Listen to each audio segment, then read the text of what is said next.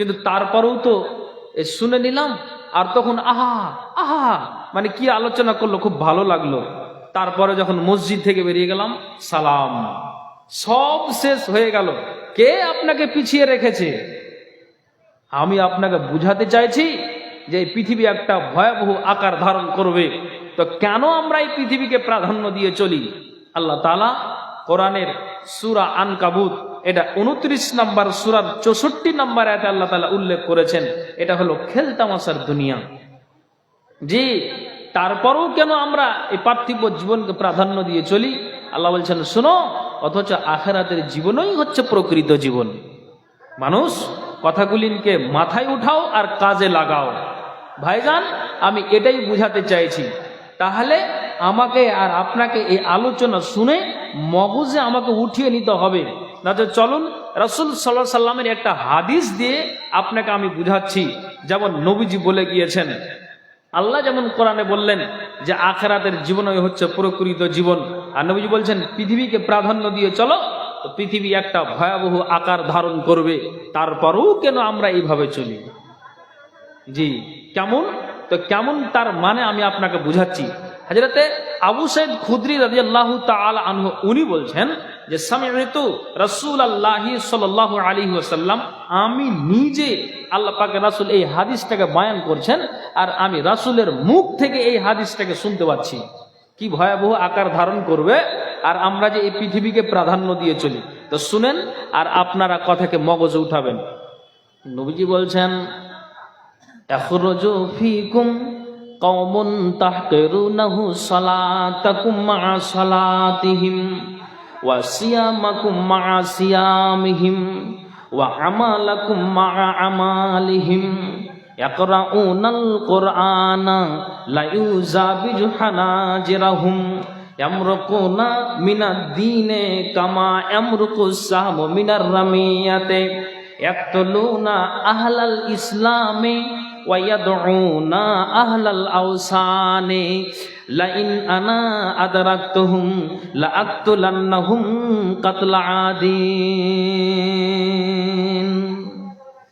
আবু সাঈদ খুদরি বলছেন যে নবীজি এই হাদিসটাকে তিনি বয়ান করছেন, আর আমি কানটা খাড়া করে নবীজির এই হাদিসটাকে শুনলাম।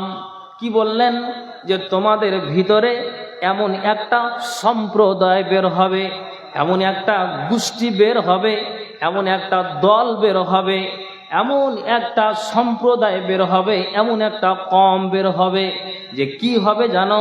যে তাদের নামাজের তুলনায় তোমাদের নামাজকে অতি তুচ্ছ মনে করবে, তাদের সিয়ামের তুলনায় তোমাদের সিয়ামকে অতি তুচ্ছ মনে করবে, তাদের আমলের তুলনায় তোমাদের আমলকে অতি তুচ্ছ মনে করবে। নবীজি বলছেন, ইয়াকরাউনাল কুরআনা লা ইউযাবিজু হানাজিরাহুম, যেই পবিত্র আল্লাহর গ্রন্থ নবীজি রাতের অন্ধকারে তেলাওয়াত করতেন, মক্কার যারা চরম শত্রু, যারা নবীর বিরোধিতা করেছে, কে না তো উদবা, কে না তো সাহেবা, কে না তো আবু লাহাব, আবু সুফিয়ান, মক্কার বড় বড় লিডারেরা, এরা রাত আর দিন নবীজির চরম বিরোধিতা করেছে। অথচ আল্লাহ পাক রাসূল তিনি এই রাতের অন্ধকারে যখন কোরআনটাকে তেলাওয়াত করতেন, তখন এদেরকে কত ভালো লাগতো যে এরা একে অপরকে না জানিয়ে নবীজির কোরআনটাকে শুনতে যেত, অথচ এরা নবীজির চরম বিরোধিতা করে। তখন আমি আপনাকে এটাই বুঝাতে চাই যে আল্লাহর মধুর বাণী কিতাবটা কেমন, যে শত্রুরাও নবীজির মুখ থেকে কোরআন শুনেছে। কিন্তু নবীজি বলছেন যে এমন একটা দিন আসবে, এমন একটা সময় আসবে যে ওই সম্প্রদায়, ওই গোষ্ঠীরা কোরআন তেলাওয়াত করবে, কিন্তু তাদের কণ্ঠনালী অতিক্রম করবে না। এই পবিত্র কোরআনটাকে একটা মানুষ যদি রমজান মাসে আপনার সাহারি খাওয়ার পর, ফজরের নামাজটাকে পড়ে নেওয়ার পর যদি মসজিদে 1-2খানা 4খানা পাতা পড়ে, আর যারা পড়তে জানে না ওখানে চুপচাপ বসে শুনে, যে মনে হয় আরো পড়ে যায়, আরো পড়ে যায়। কত মধুর বাণী কেতাব, আমি আপনাকে বলি, মাদ্রাসার যারা হাফেজ ওই ছেলেরা কোরআন যখন তেলাওয়াত করে মাখরাজ সহকারে, তখন কত মনটা জুড়িয়ে যায়, মনটা সন্তুষ্ট হয়ে যায়। কিন্তু নবীজি বলছেন যে ওই গোষ্ঠী ওই সম্প্রদায় যখন বের হবে শেষ জমানায়, তো শোনো, এরা কোরআনটাকে তেলাওয়াত করবে কিন্তু তাদের কণ্ঠনালী অতিক্রম করবে না। এমন একটা দিন আর সময় চলে আসবে, পৃথিবী এইভাবে একটা ভয়াবহ আকার ধারণ করবে। আমি আপনাকে শুরুতে কি বললাম, যে ওদের নামাজের তুলনায় আমাদের নামাজকে তুচ্ছ মনে করবে, তাদের সিয়ামের তুলনায় আমাদের সিয়ামকে তুচ্ছ মনে করবে, তাদের আমলের তুলনায় আমাদের আমলকে অতি ঘৃণিত মনে করবে, আর তারা কোরআন তেলাওয়াত করবে কিন্তু তাদের কণ্ঠনালী অতিক্রম করবে না। তারপরে নবীজি কি বললেন, আমরুকুনা মিনাদ দ্বীনে কামা আমরুকু সাহব মিনার রামিয়াতে। তারা ইসলাম থেকে অনুরূপ দ্রুত গতিতে বেরিয়ে যাবে যেমন তীর শিকার ভেদ করে বেরিয়ে যায়। তার মানে কি বুঝতে পারলেন? আল্লাহ পাক রাসূল বললেন, আমরুকুনা মিনাদ দ্বীনে কামা আমরুকু সাহব মিনার রামিয়াতে। তারা ইসলাম থেকে অনুরূপ দ্রুত গতিতে বেরিয়ে যাবে যেমন তীর শিকার ভেদ করে বেরিয়ে যায়। তারপরে ওদের আচরণটা কেমন হবে দাদারা আমার? আল্লাহ পাক রাসূল বলছেন, ইয়াকতুলুনা আহলাল ইসলাম, ইয়াকতুলুনা আহলাল ইসলাম। আল্লাহ পাক রাসূল বলছেন যে শোনো হে, তারা বেছে বেছে বেছে বেছে মুসলমানদেরকে তারা হত্যা করবে। এটা আপনি বলবেন কেমন করে মাওলানা? তারা বেছে বেছে মুসলমানদেরকে তারা হত্যা করবে। আমি আপনাকে একটা উদাহরণ দিয়ে বুঝাই, এটা উদাহরণ নয়, বাস্তব ঘটনা। বালুরঘাট স্টেশন থেকে আমি শামসি নামবো, আমার বাড়ি কুমারগঞ্জ, লোকাল ওখানে দাঁড়াই, এক্সপ্রেস আপনার দাঁড়ায় না, শামসিদা আসতে হয়। ভোরে আমি ওখানে গাড়ি ধরবো, তো একটা বুড়ো মানুষ, বয়স্ক মানুষ আপনার সিঙ্গেল সিটে স্টেশনে বসে আছে। দুইজন তরুণ যুবক তার কাছে গেল আর তাকে জিজ্ঞেস করে, আপনার বাড়ি কোথায়? এত ভোরে আপনি কোথায় যাবেন? কোনখানে আপনি যাবেন? কি বললো না বললো, আমরা স্টেশনে একটু দূরে 50 মিটার দূরে বসে আছি। তারা যে আলাপ আলোচনা করে, তো এটা মুখটা নাড়া দেয় কিন্তু তাদের ভাষা বুঝতে পারা যায় না। কি হলো না হলো আল্লাহ তুমি ভালো জানো। গালে চড়িয়ে দিল, মুখে চড়িয়ে দিল। তার কাছ থেকে ছোট্ট একটা মোবাইল ছিল, মোবাইলটাকে তারা কেড়ে নিল। গায়ের পোশাকটা ছিনিয়ে নিল। হাতের আমরা যে বাজার করতে যাই ব্যাগ নিয়ে, ব্যাগটাকেও তারা কেড়ে নিল। আর দুগালে দুটা চড় দিয়ে ওখান থেকে আপনার চলে গেল। নবীজি বলছেন এমন একটা ওই সম্প্রদায় বের হবে, তো কি হবে জানো? ইয়াকতুলুনা আহলাল ইসলাম। তারা বেছে বেছে বেছে বেছে মুসলমানদেরকে তারা হত্যা করবে। আপনি একটু কথা বলুন আমার সাথে। এইরকম অবস্থাগুলো একটু আনাচে কানাচে মগজটা ঘুরান তো, দেখতে পাচ্ছি কি পাচ্ছি না? হ্যাঁ না বলবেন একটু। কথা আমি বুঝাতে পারিনি, মনে হয় বুঝাতে পারিনি। আমার ভাষা বুঝতে পেরেছেন তো? এখন অবস্থা দেখতে পাচ্ছি, আর একটু মগজটা ঘুরিয়ে দেন। যেমন ঝাড়খণ্ডের মাটিতে কয়েক বছর আগে তাবরেজ আনসারীকে কি করা হলো, শুনেছেন না আপনারা? আপনি দেখেন কয়েক বছর পূর্বে আপনার আমাদের পূর্বে বাংলাদেশ, তার পূর্বে আপনার মায়ানমার, ওই রোহিঙ্গা মুসলমানদেরকে কি করা হলো। বর্তমানে এখনো আপনার এইভাবে লাগাই আছে, ইস্যু টানতেই আছে। ইসরায়েল আর ফিলিস্তিন, মুসলমানদেরকে কচি কচি বাচ্চাদেরকে শেষ করে দেওয়া হলো। তো নবীজি বলছেন যে শোনো, ওই সম্প্রদায় বের হবে আর তারা দ্রুত গতিতে ইসলাম থেকে বেরিয়ে যাবে। আর তাদের আচরণ কি হবে? নবীজি বলছেন যে এইভাবেই তারা মুসলমানদেরকে তারা হত্যা করবে। পশ্চিমবঙ্গের মাটিতে কিছুদিন কয়েক মাস আগে যেমন গরু নিয়ে একটা ঝামেলা হলো, এই করে করে আপনি ভারতবর্ষের আনাচে কানাচে যেখানেই তাকান শুধু মুসলমানদের প্রতি অত্যাচার, মুসলমানদের প্রতি প্রহার, মুসলমানের প্রতি এইভাবেই তারা আঘাত হেনে যায়, দেখতে পাচ্ছি। তারপরে নবী পরের আবার হাদিসে কি বলছেন?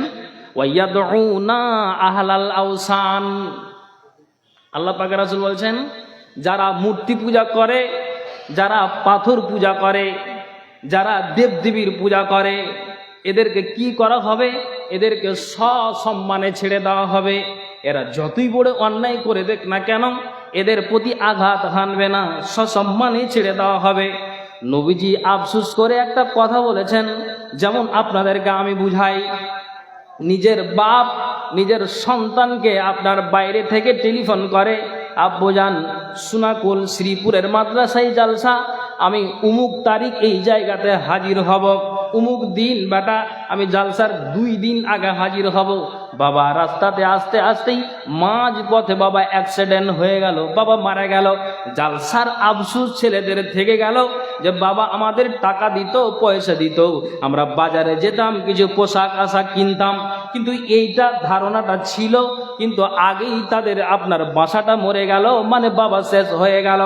কিন্তু নবীজি বলছেন, শোনো, আমি যদি তাদেরকে পাই, তারা কারা? ওই সম্প্রদায়েরা যারা বেছে বেছে মুসলমানদেরকে হত্যা করবে। আল্লাহ পাক রাসূল বলছেন, আর মূর্তি পূজকদেরকে সম্মানের সহিত ছেড়ে দেওয়া হবে। নবীজি বলছেন, আমি যদি তাদেরকে পাই তাহলে আজ সম্প্রদায় নাই, তাদেরকে আমি হত্যা করব। কিন্তু আফসোসের কথা, নবী আমাদের মাঝে নাই। জি, আপনি মিলিয়ে নেন হাদিসটা থেকে। এই জন্য আল্লাহ রাব্বুল আলামিন কোরআনে বলছেন, আর রাসূল সাল্লাল্লাহু আলাইহি সাল্লাম তিনি হাদিসে বলছেন যে শুনো, হ্যাঁ তারপরও পৃথিবী যে এমন একটা ভয়াবহ আকার ধারণ করবে, তারপর আমরা কেন প্রাধান্য দিয়ে চলি? কেন চলি? কি সামাকার আপনাকে পিছিয়ে রেখেছে আপনি বলুন? এই মগজে এই জাতির কখন উঠবে? হায় আফসোস। দেখেন, আপনাকে আর একটা হাদিস দিচ্ছি, ভালো করে শুনবেন। নবীজি বলছেন, ইয়াতি ফি আখিরিজ জামানে কওমুন হুদাসাউল আসনানে ওয়া সুফাহাউল আহলামে ইয়াকুলুনা খায়রুল বারিয়াহ। দেখেন, আল্লাহ পাক রাসূল বলছেন, শেষ জামানায় নির্বোধ তরুণদের আবির্ভাব ঘটবে। তারা সমাজে মিষ্টি মিষ্টি কথা বলবে, তারা সমাজে জাদুমাখা কথা বলবে, তারা সমাজে এত ভালো ভালো উত্তম কথা বলবে। আপনি বলবেন, এটা কোন মানুষ যে এত উত্তম কথা বলে? তাদের কথাতে নিজের মনটা জুড়িয়ে যায়, তাদের কথাতে নিজের মনটা আপনার শান্তি পেয়ে যায়। এরা কেমন মানুষ? আল্লাহ পাক রাসূল বলছেন, শুনে খে মানুষেরা শোনো, এরা শেষ জমানায় ও তরুণদের আবির্ভাব ঘটবে। তারা সমাজে মিষ্টি মিষ্টি কথা বলবে, মানুষ বলবে যে এরা কত একটা ভালো মানুষ, যে উত্তম উত্তম মানুষদেরকে কথা বলে। কিন্তু নবীজি বলছেন যে এরা হলো পাক্কা চিটার। জি, আমি আপনাকে প্রমাণটা দিব, একটু ভালো করে শুনবেন। আপনার এই সুনাকলে এই ঘটনা ঘটেছে কিনা আমি বলতে পারবো না, কিন্তু আমি আমার গ্রাম আরো আনাচে কানাচে মালদার যে এখানে ওখানে জালসাতে যাওয়া যাচ্ছে, তো এদিক ওদিকে যে ঘোরাফেরা করা যাচ্ছে, তো কয়েকটা জালসাতে আমাদের মালদা জেলার একজন বক্তা এখন বয়স্ক হয়ে যাওয়ার কারণে বেচারা চলতে পারছেন না, মাঝখানে অসুখ হয়ে যাওয়ার কারণ, মাওলানা আব্দুল ওয়াহাব ইসলাহি, তিনি আদায়কারী হিসাবে একটা বক্তা পরিচিত, চিনতে পারলেন ওনাকে? তো উনাকে একটা টাইটেল দেয়, মানুষ জানে, ব্যারাকাটে ইস্তাহারে লিখে দেয়, এটা বেয়াদবি মাফ করবেন, মানে বাচ্চু একটু লিখে দেয়, আব্দুল ওয়াহাব ইসলাহি বাচ্চু সাহেব, শুনেননি আপনারা?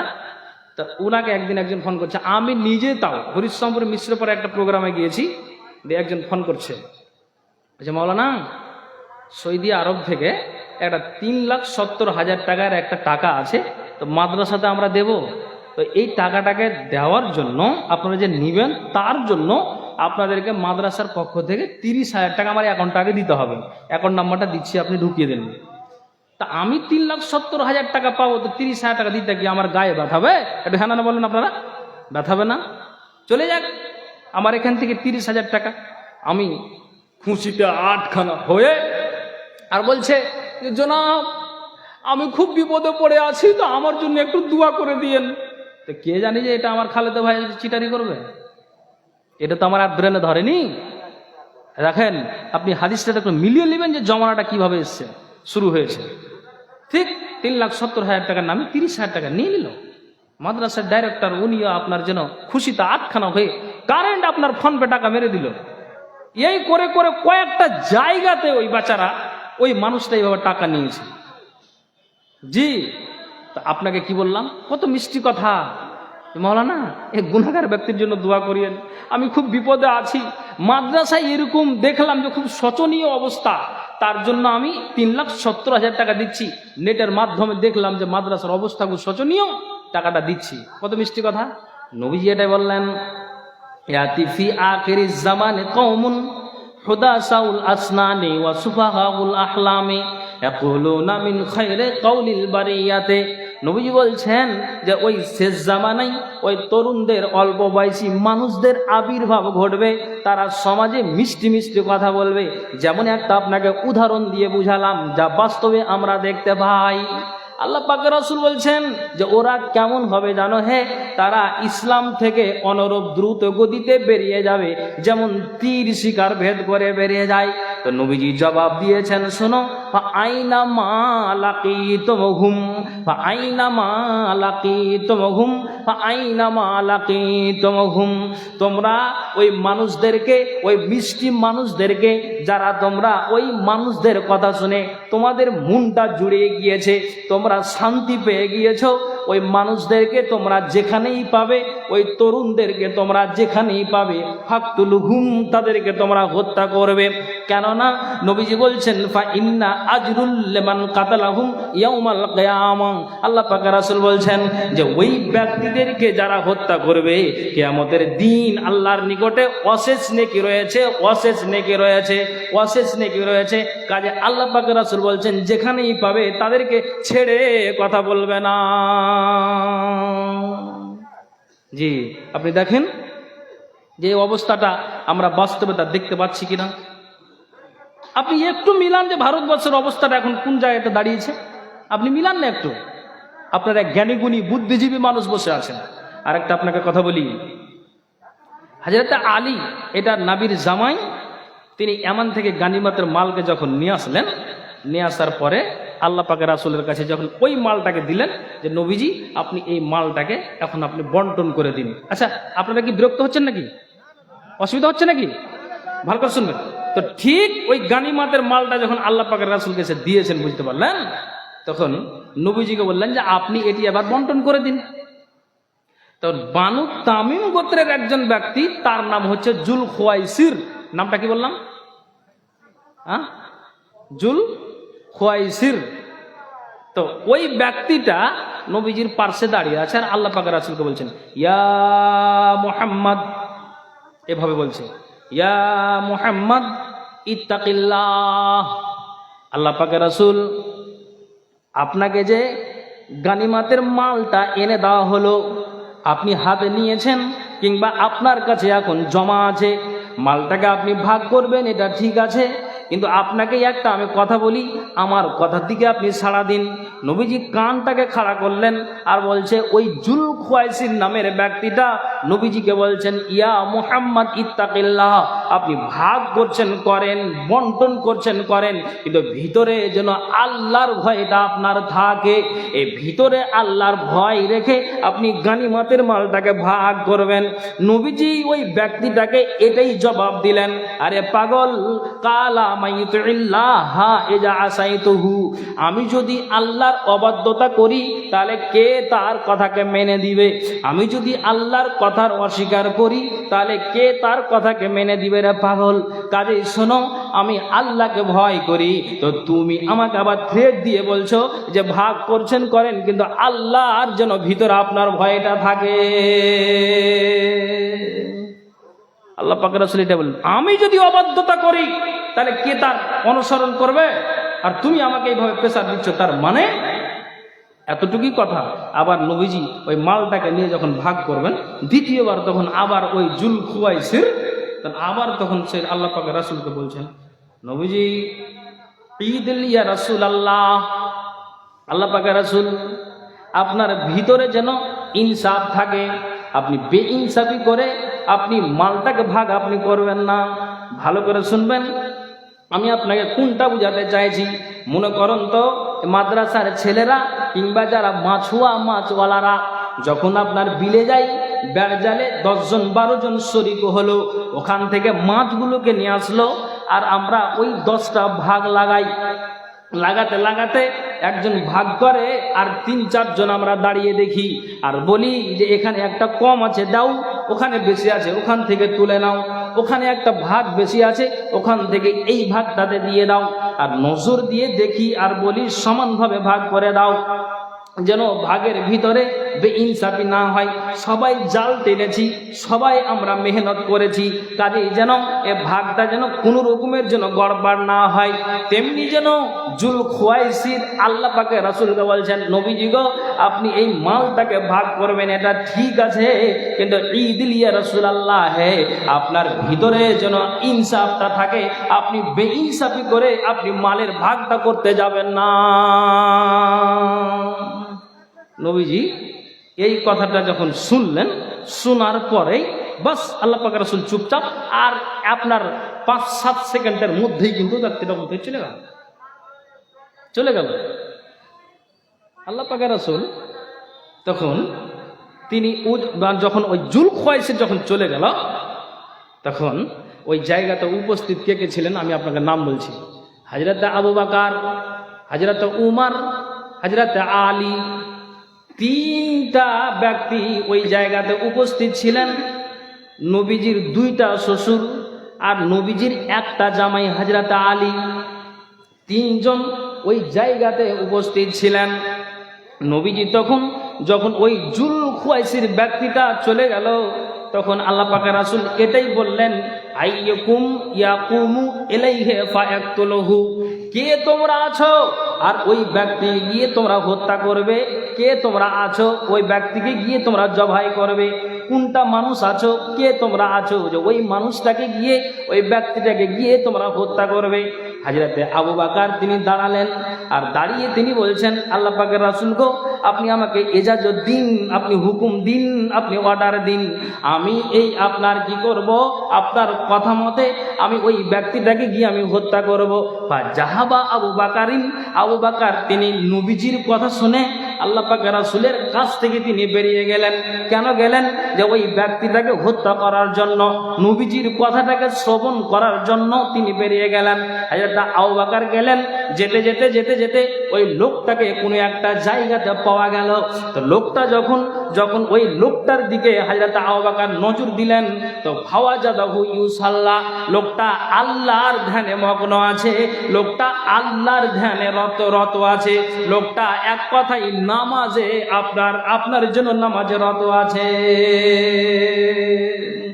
হযরত আবু বকর তিনি ওখান থেকে বেরিয়ে গিয়ে ওই লোকটাকে হত্যা করার জন্য যে গেলেন, তো ওই হযরত আবু বকর দেখছেন যে ফাওয়াজাদাহু ইউসাল্লা, লোকটা কিন্তু নামাজে আপনার রত আছে, নামাজে তার ধ্যান আছে। হযরত আবু বকর দাঁড়িয়ে আছে, কি করা যায়। অনেকক্ষণ চিন্তা ভাবনা করার পরে হাদিস কি বলছে, কালা ফাহাবা আইয়াকতুলাহু, আহা, হযরত আবু বকর তিনি হত্যা না করেই তিনি ফিরে গেলেন, হত্যা করলেন না। হত্যা করতে ভয় পেয়ে হযরতে আবু বকর তিনি ফিরে গেলেন, নবীজির দরবারে তিনি আসলেন। হযরতে আবু বকর নবীজিকে বললেন, এই অবস্থা, এই হালাতে তাকে পেলাম। নবীজি হযরতে আবু বকরের কোনো কথার জবাব না দিয়ে দ্বিতীয়বার নবীজি আবার এই শব্দটা উচ্চারণ করছেন, কালা আইয়াকুম ইয়াকুমু ইলাইহি ফায়াকতুলহু, কে তোমাদের ভিতরে আছে ওই লোকটাকে যাবে গিয়ে তোমরা হত্যা করে দিবে।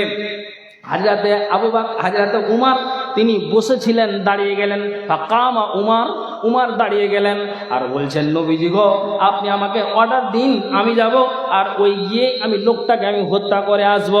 ঠিক যেন হযরত উমর একটা রাগান্বিত মানুষ, কিন্তু রাগতে গেলেও হযরত উমরের যুক্তি আছে, যুক্তিযুক্ত রাগ আছে। যতই একটা কড়া মিজাজের মানুষ হোক না কেন, কিন্তু উমরের রাগটা হলো কিন্তু যুক্তি সম্পন্ন রাগ। হযরত উমর তিনি কিন্তু ওখান থেকে বেরিয়ে গেলেন, আর বেরিয়ে যাওয়ার পরে তিনিও চললেন লোকটাকে হত্যা করার জন্য। তো ঠিক যেন ওই জায়গাতে, যেই জায়গাতে আবু বকর গিয়েছিলেন, ওখানেও হযরত ওমর পৌঁছিলেন। ফাওয়াজাদাহু ইউসাল্লা, ওই লোকটাকে দেখছে যে এখনো আল্লাহর ধ্যানে মগ্ন আছে, তার মানে নমাজি এখনো আপনার রত আছে, আল্লাহর ধ্যানেই লোকটা মগ্ন আছে। হযরত ওমরও চিন্তায় পড়ে গেল, আল্লাহু আকবার, দেখছি যে আল্লাহর ধ্যানে এই ব্যক্তিটা মগ্ন আছে, আর নবীজি এর কথাই বললো যে একে হত্যা করে দিতে হবে। এখন কি করা যায়? ভালো করে শুনবেন, আপনাকে তো আমি ফালতু কথা শোনাই না। তখন ঠিক হযরত উমর রাদিয়াল্লাহু তাআলা আনহু কিছুক্ষণ দাঁড়িয়ে থাকার পরে হাদিস কি বলছে, ফাসানা মিসলা মা সানা আবু বকরিন সুম্মা রাজা। তখন কি করলেন হযরতে উমর রাদিয়াল্লাহু তাআলা আনহু, তিনি কি করলেন, আবু বকরের মতোই করে তিনি ঘুরে গেলেন। তার মানে আবু বকর হত্যা না করেই যে তিনি ফিরেছেন, তেমনি হযরত উমরও হত্যা না করেই তিনি ফিরে গেলেন। ফিরে যাওয়ার পরে আল্লাহ পাকের রাসূলকে বললেন, এই এই অবস্থা দেখে আসলাম যে আল্লাহর ধ্যানে মগ্ন আছে। তিনি হযরতে উমরের কথা তো তিনি জবাব না দিয়ে তৃতীয়বার আল্লাহ পাকের রাসূল বলছেন, কে আছে যে যাকে যাবে আর তোমরা হত্যা করবে? হযরত আলী, ফাকালা আলীকুন আনা, তিনি দাঁড়িয়ে গেলেন আর বলছেন যে হ্যাঁ নবীজি আমি যাব। তো নবীজি যেই কথাটা হযরতে আলীকে বললেন, হযরতে আবু বকরকে বলেননি, যেই কথাটা হযরতে উমরকে তিনি বলেননি। 3 নম্বরে হযরতে আলী যখন দাঁড়ালেন যে আমি যাব, গিয়ে তাকে আমি হত্যা করে দিব, তো নবীজি হযরতে উমরকে এই জবাবটা দেননি, আলীকে আপনার আবু বকরকে এই জবাবটা দেননি।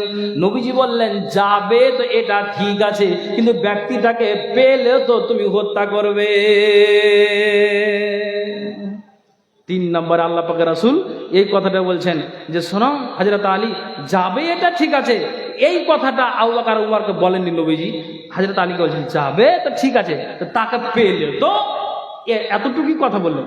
ঠিক হযরত আলী কিন্তু চললেন, চলেছে গেল, দেখছে কাদিন সারা নেই, লোকটা কোথায় হারিয়ে গেছে, চলে গেছে, অনুপস্থিত নেই। এদিক ওদিক খোঁজাখুঁজি, এটা ওটা আনাচে কানাচে খুঁজলো, কোথায় গেল কোথায় গেল কোথায় গেল। আল্লাহ, হযরত আবু বকর তো দেখেছেন, উমর তো দেখেছেন, আমার কি পুরা কপাল যে আমি লোকটাকে দেখতে পেলাম না। বাস তখন চলে আসলেন হযরত আলী। ভালো করে শুনবেন, আমি আপনাকে বলছি যে পৃথিবী কত বড় একটা ভয়াবহ আকার ধারণ করবে, যে আল্লাহ পাকের রাসূল তিনি যা তিনি ভবিষ্যৎবাণী দিয়ে গিয়েছেন। ঠিক তেমনি হযরত আলী যখন ফিরে আসলেন, তখন নবীজি 3 নম্বরের বেলায় তখন জবাব দিচ্ছেন, আবু বকর শোনো, উমর তুমি শোনো, আলী তুমি শোনো। এবার 3 জনকে বলছি, কান খুলে শোনো, তোমাদেরকে এবার জবাবটা দিচ্ছি। কি জবাবটা শোনো, যে যদি লোকটা নমাজের অবস্থায় ছিল, যদিও আল্লাহর ধ্যানে মগ্নই ছিল, তো শোনো, যদি ওই ব্যক্তিটাকে হত্যা করা হতো, লোকটাকে যদি জবাই করে দেওয়া হতো, লোকটাকে দুনিয়া থেকে যদি শেষ করে দেওয়া হতো, তো লাউ কুতালাহু মাক্তালাফা ইসনান মিন উম্মতি, পৃথিবীতে মতবিরোধ কি জিনিস, ঝামেলা কি জিনিস, এটা পৃথিবী থেকে কিয়ামত পর্যন্ত মুছে যেত। একবার জোরে বলুন তো সুবহানাল্লাহ। আল্লাহ পাকের রাসূল বলছেন, শোনো, যদি লোকটাকে ওখানেই যদি হত্যা করে দেওয়া হতো, তাহলে পৃথিবীতে ঝামেলা থাকতো না, ঝামেলাটা মুছে যেত, ঝামেলাটা শেষ হয়ে যেত, কিয়ামত পর্যন্ত আর মানুষের ভিতরে মতবিরোধ থাকতো না। বর্তমানে ভারতবর্ষে পশ্চিমবঙ্গের মাটিতে আপনার যে এই আপনার মুর্শিদাবাদ জেলাতে বাবরি মসজিদকে নিয়ে আপনার ঝামেলা চলছে, কেউ বলছে কেন করো, আর কেউ বলছে করে দিতে হবে। তো এইরকম যে একটা মতবিরোধ এখন শুরু হয়েছে বা করে যায়, এই ধরনের আরো বিভিন্ন প্রকারের আমাদের ভিতরে মতবিরোধ হয়। তা আল্লাহ পাকের রাসূল বলছেন যে শোনো, যদি ওই লোকটাকে হত্যা করে দেওয়া হতো, তাহলে পৃথিবীতে ঝামেলা কি জিনিস, মতবিরোধ কি জিনিস, এটা আর পৃথিবীতে থাকতো না। বুঝতে পারলেন? তখন আল্লাহ পাক রাসূল বললেন, শোনো, বনী ইসরাইলের কওমেরা তারা ৭১ দলে বিভক্ত হয়েছে, আর আমার উম্মতেরা হবে কততে? ৭৩ দলে বিভক্ত। দেখেন মতবিরোধ আমার আপনার সাথে হচ্ছে কি হচ্ছে না? হচ্ছে। আল্লাহ পাক রাসূল তিনি স্পষ্ট হাদিসে বলে দিয়েছেন যে তারা হয়েছিল বিভক্ত ৭১ দলে। আর আমার উম্মতেরা কতটা হবে? 73 দলে। নবীজি বলেছেন কুল্লাহা ফিন্নার, সবগুলোই আল্লাহর জাহান্নামে যাবে ইল্লা ওয়াহিদাতান ওয়াহিয়াল জামাত, কিন্তু একটি ব্যতীত, সেটি হলো একটি ঐক্যবদ্ধ দল। তাহলে আপনি মিলান যে নবীজি বলে গিয়েছেন আর আমার আর আপনার সাথে এরকম আচরণটা হচ্ছে কি হচ্ছে না, আমরা বাস্তবে দেখতে পাচ্ছি কি পাচ্ছি না। তো নবীজি যখন বলে গিয়েছেন যে পৃথিবী এইভাবে একটা ভয়াবহ আকার ধারণ করবে, তারপরেও কেন আমরা এই পৃথিবীকে প্রাধান্য দিয়ে চলি? আপনি বলুন, আপনাকে আমি এটাই বোঝাতে চাইছি। আর আপনি শুনবেন কি পৃথিবীর অবস্থাটা কেমন হবে, আপনি ভালো করে বুঝতে পারবেন। হাদিসটা হলো এটাই, ওয়ান আবি হুরায়রা রাদিয়াল্লাহু তাআলা আনহু قال قال رسول الله সাল্লাল্লাহু আলাইহি ওয়াসাল্লাম, আবু হুরায়রা থেকে বর্ণিত, নবীজি বলছেন ওয়াল্লাযী নাফসি বিয়াদিহি, সেই মহান সত্তার কসম যার হাতে আমার জান রয়েছে, সেই মহান সত্তার কসম যার হাতে আমার আত্মা রয়েছে, সেই মহান সত্তার কসম যার হাতে আমার প্রাণ রয়েছে, আমি তার কসম খেয়ে বলছি লা তাজহাবু দুনিয়া, দুনিয়া অতদিন পর্যন্ত ধ্বংস হবে না, দুনিয়া অতদিন পর্যন্ত ধ্বংস হবে না, দুনিয়া অতদিন পর্যন্ত হালাক হবে না, দুনিয়া অতদিন পর্যন্ত নিস্তুয়া নাবুদ হবে না, কতদিন পর্যন্ত? নবীজি বলছেন হাত্তা ইয়ামুররার রাজুলু আলাল কবরি ফায়াতামাররাগু আলাইহি ওয়া ইয়াকুলু ইয়া লাইতানি কুনতু মাকানা সাহিব হাযাল কবরি ওয়া লাইসা বিহি দীনু ইল্লাল বালাউ। দেখেন পৃথিবী কি একটা ভয়াবহ আকার ধারণ করবে, তা আমি আপনাকে বুঝাচ্ছি। মনে করুন যে এই গ্রামটার নাম কি বললো? শ্রীপুর সোনাকুল। শ্রীপুর সোনাকুল, ভালো করে শুনবেন। এখন মনে করে এখান দিয়ে কোনো মানুষ জালসা শেষ করার পরে চলে যাচ্ছে, যেতে যেতে যেতে বাম দিকে বা ডান দিকে কোনো একটা কবরস্থান পেয়েছে, আর কবরস্থানটা যখনই পেয়েছে তখন ওখানে কিন্তু বেচারা দাঁড়িয়ে গেল। দাঁড়িয়ে এই জন্য গেল, ওরে সুবহানাল্লাহ, এখানে আমার দাদি মোটামুটি 50 বছর হয়ে গেল মরেছে। মানে ওখানে গিয়ে মানে ধারণা করছে, চিন্তা করছে, বলছে দাদিকে তো মাটি দিতে পাইনি, কিন্তু আমার বাপ বলেছে এতদিন উমুক সালে মারা গিয়েছে, তো রাত্রি 12টার সময় একটু দাঁড়িয়ে আছে, খুব খেয়াল করে শুনবেন। আবার তখন আর একটু কবরস্থানে গিয়ে পার্শ্বে বলছে এখানে আমার নানা আছে, মোটামুটি এরও 60 বছর হয়ে গেল। এইভাবে বেচারা কবর গাহে মানে চিন্তা করছে, এখানে দাদি, ওখানে নানা, ওখানে নানি, এখানে বাপ, ওখানে মা, এই করতে করতে চিন্তা করছে যে আমাকেও কবরে যেতে হবে, এইভাবে চিন্তা করছে। এরই মধ্যে হঠাৎ যে কি হয়ে গেল, মানুষকে যেমন জিনে ধরে নাই, শরীরটা হাড় কাঁপুনি শুরু হয়ে যায় ঠান্ডার মতো, থরথর করে কাঁপছে, বাড়ি দৌড়িয়ে চলে গেল। যা কি হয়েছে তোমার? আরে কিছু তো হয়নি, একটু খানিক ওখানে দাঁড়ালাম, কবরকে স্মরণ করলাম। হযরতে উসমান গনি বেশি বেশি করে কবরে যেতেন, ইমানকে তাজা করতেন, অথচ এরা জান্নাতি মানুষ। তো আমিও ওই জায়গাটা একটু স্মরণ করলাম, যে জালসা শুনে আসলাম, একটু স্মরণ করলাম যে কবরতে যেতে হবে, আমল কি করছি আর না করছি। আরে 10 মিনিট থাকার পরে শরীরটা যে কেন এরকম হয়ে গেল, আমি আর কিন্তু থাকতে পারলাম না, তখন গতিবেগে বাড়ির দিকে চলে আসলাম। আল্লাহু আকবার। চললেন, আপনি কথাটাকে খেয়াল করে শুনবেন, যে 10 মিনিট থাকতে পারলো না, কবরগাহ থেকে চলে গেল পৃথিবীর মানুষ। কিন্তু নবীজি বলছেন এমন একটা দিন চলে আসবে, এমন একটা সময় চলে আসবে, এমন একটা দিন চলে আসবে, এমন একটা সময় চলে আসবে যে মানুষ কি করবে জানো? হে দুনিয়া অতদিন পর্যন্ত ধ্বংস হবে না যতদিন পর্যন্ত একটা মানুষ উক্ত কবরের পাশ দিয়ে অতিক্রম করার সময় ওই কবরের পাশে আপনার যেন গড়াগড়ি দিতে থাকবে। একটা মহিষ যখন ক্লান্ত হয়ে যায় তখন যেন আপনার পানির কিনারাতে যদি তাকে বসিয়ে দেওয়া যায়, তাহলে কিন্তু একবার ডান দিকে একবার বাম দিকে পাটাকে এদিক ওদিক তারা করে দেয়, তেমনি যেন আপনার ওই মহিষের মতো একটা কবরের পাশে গিয়ে বেচারা কি হবে জানো? একবার এই দিকে গড়াগড়ি দিবে, একবার ওই দিকে গড়াগড়ি দিবে, কবরের ভিতরে গড়াগড়ি দিতে থাকবে, গড়াগড়ি দিতে থাকবে। আর আর এটাই ভাষা ব্যবহার করবে, আল্লাহ আমার 50 বছর আগে আমার দাদি মারা গিয়েছে, ওই কবরে এই হতভাগার কেন কবর হয়নি রে আল্লাহ? আল্লাহ, ওই কবরে আমার 60 বছর হয়ে গেল, আমার নানা মারা গিয়েছে আল্লাহ। তো ওই 60 বছর আগে এই সোনাকুল শ্রীপুরের মানুষটার কেন কবর হয়নি রে আল্লাহ? এইভাবে লোকটা চিৎকার করবে, গড়াগড়ি দিবে, আর এই ভাষাটা ব্যবহার করবে যে 50 বছর আগে কেন মরণ হয়নি, 60 বছর আগে আমার নানার কবরে আমার কোনো ভাগ্যটা হয়নি।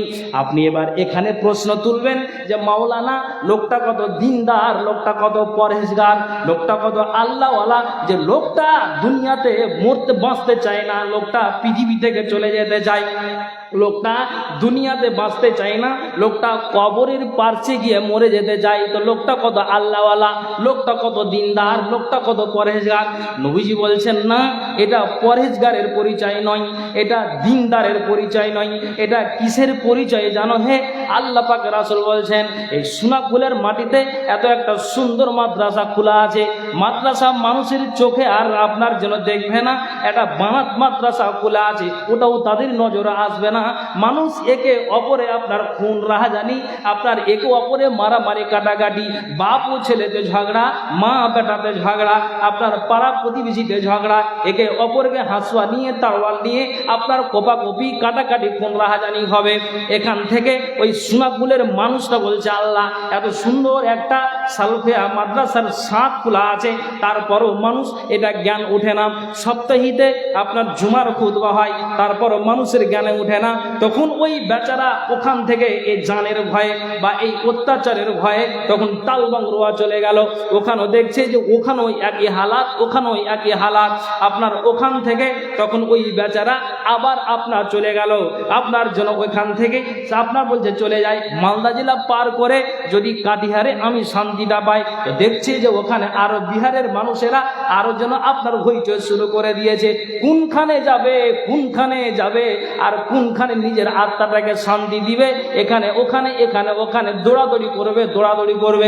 নবীজি বলছেন, পৃথিবী এমন একটা ভয়াবহ আকার ধারণ করবে, মানুষেরা এইভাবে ওই সময়ের ভিতরে দৌড়াদৌড়ি করবে, অবশেষে কোনো জায়গা খুঁজে না পেয়ে, কোনো উপায় না পেয়ে লোকটা কবরের কাছে যাবে আর গড়াগড়ি দিবে, আল্লাহ, যদি এই কবরের 60 বছর আগে এই হতভাগার আল্লাহ কবর হতো, তাহলে পৃথিবীর এই ঝামেলা থেকে মুক্তি পেয়ে যেতাম আল্লাহ, এই পৃথিবীর ঝামেলা থেকে আল্লাহ বেঁচে যেতাম আল্লাহ। বেলডাঙ্গার মাটিতে এই মসজিদকে নিয়ে ঝামেলা চলছে, আল্লাহ, এই বিশৃঙ্খলা জিনিসগুলো আমার কপালে জুটতো না আল্লাহ। তো হতভাগার কেন 60 বছর আগে মরণ হয়নি, এটাই আপনার কবরের পাশে কাঁদবে আর গড়াগড়ি দিয়ে এই ভাষাটাই ব্যবহার করবে। আল্লাহু আকবার। আপনি দেখেন অবস্থাটা কি পৃথিবীর, আপনি দেখুন মিলান যে হচ্ছে কি হচ্ছে না। সারা পৃথিবীতে এরকম এখন দুর্দশা শুরু হয়ে গিয়েছে। আসলে এটা ইমানের পরিচয় নয়, দুনিয়ার মুসিবত থেকে বাঁচার জন্য গড়াগড়ি দিবে কবরে গেছে। আল্লাহ, যদি এটা আগে মরণ হয়ে যেত না, এই ঝামেলা টোটাল থাকতো না। সুবহানাল্লাহ। মাথায় উঠলো? আমি আপনাকে এটাই বুঝাতে চাইছি যে আল্লাহ পাক রাসূল, তারপরও কেন আমরা এই পার্থিব জীবনকে প্রাধান্য দিয়ে চলি? কেন আমরা এই পার্থিব জীবনকে প্রাধান্য দিয়ে চলি? আল্লাহু আকবার। মুসলিম সমাজ একটু চিন্তা করতে হবে।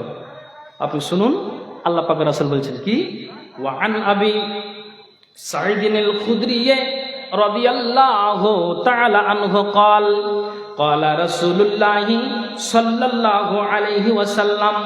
আবু সাঈদ খুদরি থেকে বর্ণিত, নবী মুহাম্মদুর রাসূলুল্লাহ, এবার পড়ুন তো, সাল্লাল্লাহু আলাইহি ওয়াসাল্লাম, নবীজি বলছেন, লা তাকুমুস সাআত। দেখেন, লা তাকুমুস সাআত, কিয়ামত অতদিন পর্যন্ত হবে না, কিয়ামত কতদিন পর্যন্ত হবে না, কিয়ামত অতদিন পর্যন্ত হবে না।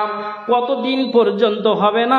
নবীজি বলছেন, হাত্তা তাকাল্লামাস সিবাউল ইনসা, যতদিন পর্যন্ত মানুষ পশুর সঙ্গে কথা না বলেছে। এমন একটা দিন আসবে, এমন একটা সময় চলে আসবে যে মানুষ হিংস্র প্রাণীর সাথে কথা বলবে। মানুষ হিংস্র প্রাণীর সাথে আপনার জন্য কথা বলবে। আমি এখন বক্তব্য রাখছি, আপনারা আমার ভাষাটাকে স্পষ্ট বুঝতে পারছেন যে মাওলানা এরপর কি বলছেন, তারপর কি বলবেন, তারপর কি বলবেন। আমি বাঙালি মানুষ, আমার ভাষাটা বুঝতে আপনার কষ্ট হয় না।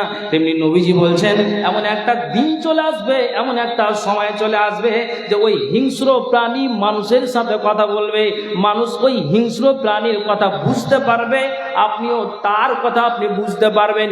একে অপরে হিংস্র প্রাণীর সাথে মানুষ কথা বলবে। নবীজি বলছেন হাতের চাবুক মানুষের সাথে কথা বলবে। যেই রাখালেরা মহিষকে মাঠে চড়াতে যায়, ছাগলকে চড়াতে যায়, গরুকে চড়াতে যায়, যে হাতের চাবুকটা আপনার রাখালের কাছে থাকে, ওই রাখাল আল্লাহ পাকের রাসূল বলছেন যে ওই হাতের চাবুক মানুষের সাথে কথা বলবে। নবীজি বলছেন পায়ের জুতার ফিতা মানুষের সাথে কথা বলবে। এই হাদিসটার ভিতরে আর একটা ভাইটাল কথা আছে, একটু ভালো করে শুনবেন। নবীজি বলছেন তারপরে কি হবে জানো হে, এই সোনাকুল শ্রীপুরের কোন একটা পুরুষ ন্যায় বাইরে গিয়েছে। কতদিন হলো না, তো 4 বছর হয়ে গেল। কতদিন হলো না, তো 2 বছর হয়ে গেল। কোথায় আছে না, তো আপনার সৌদি আরবে আছে, দুবাইতে আছে, ব্যাঙ্গালোরে আছে। কিসের জন্য? খেটে খাওয়া মানুষ, গরিব মানুষ, নিজের সংসারকে চালাবার জন্য আপনার 2 বছর ধরে, 4 মাস ধরে, 5 মাস ধরে বাইরে বেচারা আছে। ভালো করে শুনবেন, আমি আপনাকে বলি, আল্লাহ পাকের, আল্লাহ রাব্বুল আলামিন কোরআনের ভিতরে বলেছেন আযানিয়াতু ওয়াযানি। প্রথমে আল্লাহ মুআন্নাস ব্যবহার করেছেন আযানিয়াতু ওয়াযানি, তার মানে একটা মেয়ে আপনার আর একটা ছেলে বিবাহর আগে যদি অন্যায় কাজ করে নাই, স্টেজে ওলামায়ে কেরামগণ আছেন, এটা সবাই আমরা জানি, আর আপনারাও এটা শুনে শুনে মুখস্থ করেছেন। তো আমি হাদিসটাকে বুঝাবার জন্য কথাটাকে টেনে আনলাম। আল্লাহ রাব্বুল আলামিন কোরআনে বলছেন এরা বিবাহর আগে যদি অন্যায় করে নাই, তাহলে দুজনকে 100 কোড়া করে লাগিয়ে দাও, আর বিবাহর পরে যদি অন্যায় করে নাই, তাহলে তাদেরকে দুজনকে আপনার রজম করে করে তাদেরকে শেষ করে দাও। বাস এতটুকুই কথা। আমি আপনাকে বলছি যে একটা নারী, একটা নর অসৎ কর্ম করে নিয়েছে, আপনি মারবেন কখন?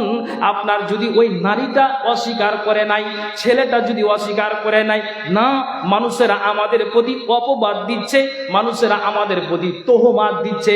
যেমন ভাবে মা আয়েশাকে দেওয়া হয়েছিল, আল্লাহর কসম, আল্লাহর কসম, আল্লাহর কসম, আমাদের দ্বারা দিয়ে অন্যায় কাজ হয়নি, আমরা ব্যভিচারে লিপ্ত হইনি। মানুষ এখানে আমাদেরকে যাহা তাহা বলে বেড়ায়, আল্লাহর কসম করে বলছি অন্যায় কাজ হয়নি। হতে গেলেও দাদারা আমার কসম খেয়ে নিয়েছে, আপনি তার প্রতি কোড়া লাগাতে পারবেন না। কেন পারবেন না? যেহেতু দুজনেই অস্বীকার করে দিল, কে তার সাক্ষী আছে, কে তার প্রমাণ আছে। কিন্তু নবী বলছেন এমন একটা দিন আসবে, এমন একটা সময় আসবে, পৃথিবী এমন একটা ভয়াবহ আকার ধারণ করবে। আল্লাহ পাক রাসূল বলছেন স্বামী বাইরে আছে, উনি একটা নারী একটা বেগানা পুরুষকে ডেকে তার নিজের যদি সাহুদটাকে মিটিয়ে নাই, আল্লাহ পাক রাসূল বলছেন শোনো, ইখবিরহু ফাকিজহু বিমা আহদাসা আহলুহু বাদাহু। আল্লাহ পাক রাসূল বলছেন যে যখন বাইরে থেকে ওই পুরুষটা আপনার নারীর মধুর মিলনে যাবে, তখনই কিন্তু নারীর আপনার উরুরান থেকে স্পষ্ট কথা বেরিয়ে যাবে, আর বলবে এরে পুরুষ শোনো, যেই একমাত্র ইজ্জতটা স্বামীর জন্য হালাল, এটা কি করেছে তোমার বিবি, তুমি শোনো, যখন তুমি বাইরে ছিলে তখন এই ইজ্জতটাকে নাজেহাল করে দিয়েছে, একটা বেগানা পুরুষের সামনে ওপেন হয়ে গিয়েছে, অতএব এটা তোমার জন্য হালাল। কিন্তু নারীটা হালাল উপায় আপনার জন্য রাখতে পারেনি, এটা আপনার বিন্দু করে দিয়েছে। নবীজি বলছেন এমন একটা দিন, এমন একটা সময় আসবে যে বিবির উরুরান থেকে আপনার স্পষ্ট কথা বেরিয়ে যাবে। নবীজি বলছেন এমন একটা দিন, এমন একটা সময় চলে আসবে। দেখেন, তারপরেও কেন আমরা এই পৃথিবীকে প্রাধান্য দিয়ে চলি? আল্লাহু আকবার। ভাইজান ভালো করে শুনবেন, কিষানগঞ্জের মাটিতে পরিবারটাকে এত সুন্দর করে তৈরি করেছে বেচারা, আল্লাহ ধন সম্পদ দিয়েছে, 4টা তার ছেলে আছে। তো কথাটা মনে চলে আসলো ভাই, 4টা ছেলে আছে, তো প্রত্যেক ছেলেই 5 ওয়াক্তের নামাজ জামাতের সহিত আদায় করে, আর যেখানেই বউ দেখতে যাই আমি 5 ওয়াক্ত নামাজই মেয়ে নিব। আলহামদুলিল্লাহ, আল্লাহ তার মুসলিম মিলিয়েও দিয়েছে। তো ও কি করে, প্রত্যেক ছেলের রুমে রুমে রুমে রুমে লোটা রেখে দিয়েছে। ফজরের আজান অ্যালার্ম সেট করা আছে, বাড়ির মালিক উঠে আজান হচ্ছে মসজিদে, ফজর আজান, আসসালাতু খায়রুম মিনান নাওম।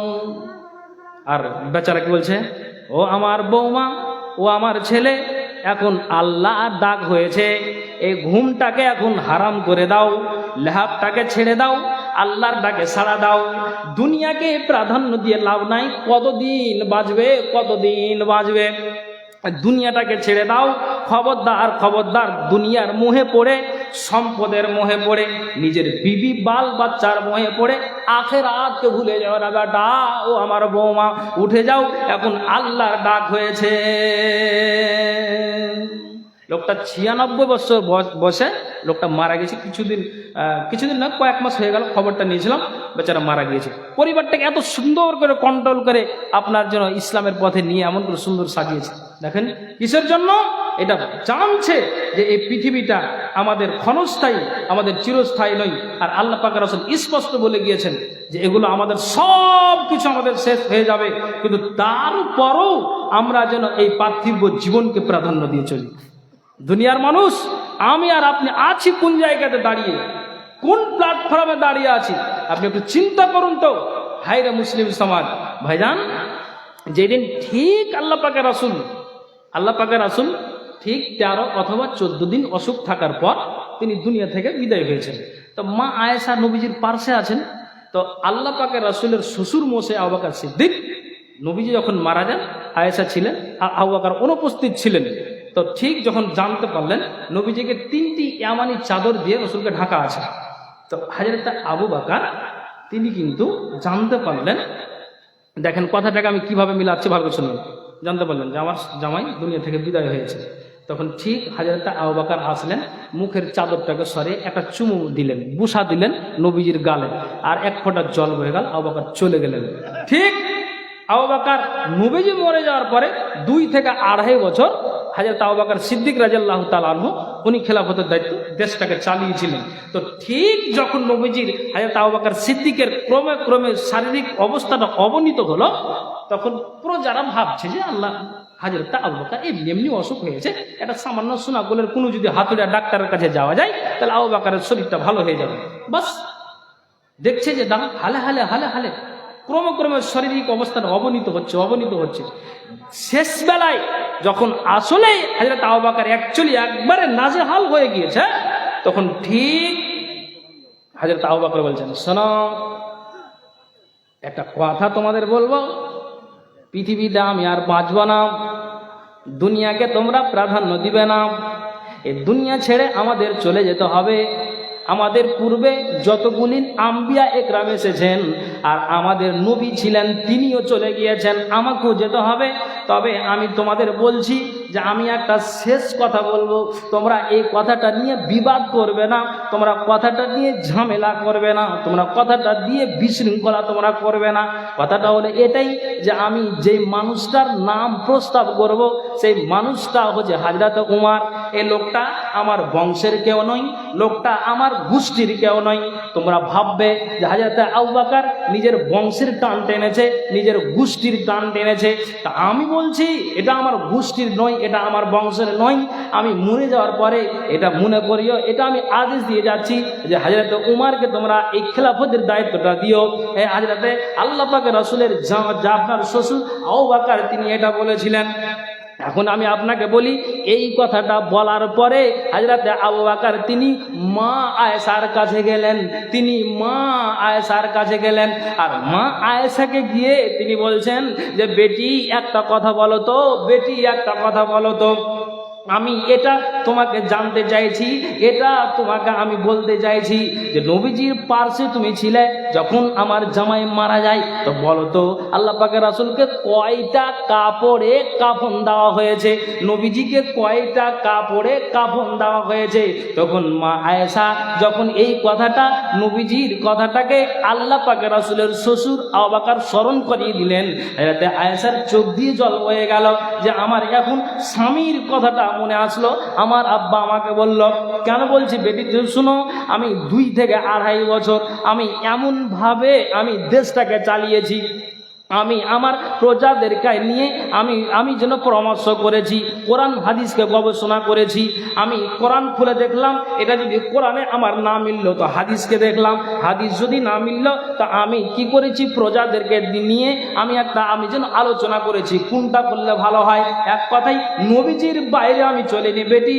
দুনিয়াটা চিরস্থায়ী নয়, দুনিয়াকে প্রাধান্য দিয়ে লাভ নয়। কত পাক্কা ইমানদার মানুষ যে আবু বকরের কথা আল্লাহ পাক রাসূল বলে গিয়েছেন যে আবু বকর শুনো, তুমি জান্নাতি শুধু নয়, তুমি কি হবে, জান্নাতের তুমি নেতা হবে। উমর এবং আবু বকর যারা পুরো হয়ে মারা যায়, তারপরও কত এই জান্নাতি মানুষ, পাক্কা ইমানদার মানুষ মা আয়েশাকে বলছেন যে নবীজিকে কয়টা কাপড়ে কাফন দেওয়া হয়েছে। এটা কথার মানে আমি কেন বলছি আপনি জানেন? বলছে 3টা কাপড়ে আল্লাহ পাক রাসূলকে কাফন পরানো হয়েছে। তখন আবু বকর বললেন, বেটি শোনো, এটা এই জন্য বললাম যে এতদিন আমি বেঁচে আছি, নবীজির বাইরে চলিনি, এতদিন বেঁচে আছি, নবীজির কথার কোনোটাই অমান্য করিনি। যা তিনি বলেছেন আমি সেটার ওপর দিয়েই আমি কাজ করে গিয়েছি। যা তিনি বলেছেন আমি সেটার বাইরে চলিনি। নবীজি যেটা বলছেন আমি সেটাই কাজ করে গিয়েছি বেটি। কিন্তু মরার কালে আমি যেদিন মরে যাব সেদিন আমার বুক ফুটবে, আমার মুখ ফুটবে না। সেদিন আমি বলতে পারবো না যে আমাকে কয়টা কাফনের কাপড় দেওয়া হলো। কাজেই আমি এটা যেন তোমাকে বলে গেলাম, আমি মরে যাওয়ার পরে বলবে যে নবীজিকে জয়টা কাপড়ে কাফন দেওয়া হয়েছে, আবু বকরকে যেন সেটাই কাপড়ে কাফন দেওয়া হয়। মানে 3টা কাপড়ে নবীজিকে কাফন দেওয়া হয়েছে, তো আবু বকরকেও যেন দেওয়া হয়। একবার জোরে বলুন সুবহানাল্লাহ। তিনি কি বললেন যে দুনিয়া ক্ষণস্থায়ী, দুনিয়া চিরস্থায়ী নয়, এ দুনিয়াকে প্রাধান্য দিয়ে লাভ নয়। অতএব নবীজির এতদিনকে আমি বাস করলাম দুনিয়াতে, নবীজির বাইরে চলিনি। আমি শেষকালে আমি নবীর কথার অস্বীকার করতে চাই না, দুনিয়া তার আখিরাত বরবাদ হয়ে যাবে। আর আল্লাহ রাব্বুল আলামিন সূরা আনকাবুতের 64 নম্বর আয়াতে তিনি এটাই বলেছেন, শোনো তোমরা কেন এই পার্থিব জীবনকে প্রাধান্য দিয়ে চলো, অথচ আখিরাতের জীবনে হচ্ছে প্রকৃত জীবন। আবু বকর এটাই বুঝাতে চেয়েছে। আর আমরা এই পৃথিবী যে একটা ভয়াবহ আকার ধারণ করছে, যা নবীজি ভবিষ্যৎবাণী দিয়ে গেছে, তারপরও আমরা এই আখিরাতটাকে আমরা ভুলে থাকি। হায় রে আফসোসের কথা, আমাদের জায়গাটা কোনখানে হবে আপনি একটু চিন্তা করুন, মাথায় উঠান যে আমরা কোন প্ল্যাটফর্মে দাঁড়িয়ে আছি, কোন জায়গাতে আমরা দাঁড়িয়ে আছি। ভাইজান, কোরআন এবং হাদিসের আলোচনা দিন আর রাত শুনে যাচ্ছেন প্রত্যেক গ্রামে, এমনকি আপনার একটা গ্রামে 2টা 4টা করে জালসা হচ্ছে। কিন্তু আমরা শুনে নিলাম, আর শুনে নেওয়ার পরে বাস ওখান থেকে আমাদের খেল খতম। তারপর আমরা বাড়ি গিয়ে ঘুমিয়ে গেলাম। ফজর কোথায়, জোহর কোথায়, আসর কোথায়? তা আপনি দুনিয়াকে প্রাধান্য দিয়ে না চললেন তো নামাজটা কোথায় গেল? দুনিয়াকে প্রাধান্য দিয়ে না চললেন তারপর নেশাটা কই ছুটলো বলুন? আপনি নেশাতে জুড়িয়ে আছেন। আমি ওই জন্য শুরুতে বললাম যে তাকে বলি তো নিজের গৌরব করে, নিজের দেহের অহংকার করে যে আমার বয়স এখন তরুণ তুর্কি আছে, আর তুমি আমাকে ইবাদতের কথা বলো। 30 বছরে বললো, 32 বছরে কবরে ঘুমিয়ে আছে। ভাইজান, আমাকে তো সেই জায়গায় ছাড়তে হবে, সে আমাকে দুনিয়া ছাড়তে হবে, সকলকে আমাদেরকে ছাড়তে হবে। আমি আর আপনি কেন এই জায়গাটা এইভাবে চলি? একটু মাথায় কথাটাকে উঠাতে হবে, তাহলে আমরা পাবো আখিরাতের পরিত্রাণ। নচেত নয়, আখিরাতের জীবনই হচ্ছে প্রকৃত জীবন, সে আমাদের আখিরাতকেই প্রাধান্য দিতে হবে। ভাইজান, যেহেতু আল্লাহ পাক রাসূল এই ভবিষ্যৎবাণী তিনি এক এক করে হাদিসের ভিতরে তিনি উল্লেখ করে দিয়েছেন। দুনিয়ার মানুষ একটু মাথায় চিন্তা করুন, একটু ভাবনা করুন। আর একটা আপনি হাদিস শুনেন, আপনাকে আমি বলছি, ভালো করে শুনবেন।